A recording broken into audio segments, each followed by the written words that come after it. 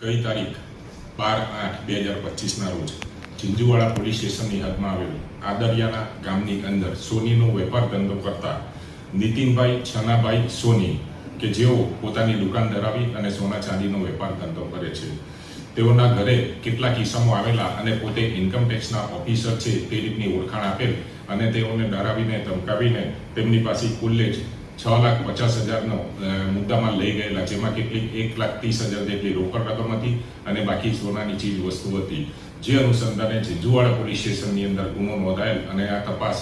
Jhinjhuwada police inspector Shri Goswami સાહેબે હાથ કરેલ અને ખૂબ જ ટૂંકા ગાળાની અંદર આ ગુનો ડિટેક્ટ કરી નાખેલ છે. તપાસ દરમિયાન જણાવેલ છે કે ફરિયાદી શ્રીના મામાનો દીકરો જે ડાકોર ખાતે રહે છે, રાકેશ સોની, તેણે પોતાના મિત્રો રાજકુમાર સોની, નંદુભાઈ રહી વડોદરા તથા મનોજભાઈ રાકેશ મહેતા, મોહિત બંટીભાઈ રહે અમદાવાદ તથા સુરત નાઓ સાથે ભેગા મળી અને ગુનાહિત કાવતરું રચેલ અને પોતે જાણતા હોય કે આ કામના ફરિયાદી ખૂબ જ ડરપોક હોય, જેથી તેઓને ડરાવા ધમકાવા સારું ડુપ્લિકેટ પિસ્તોલ પણ લાવેલા અને તેઓને કેસ નહીં કરવાનું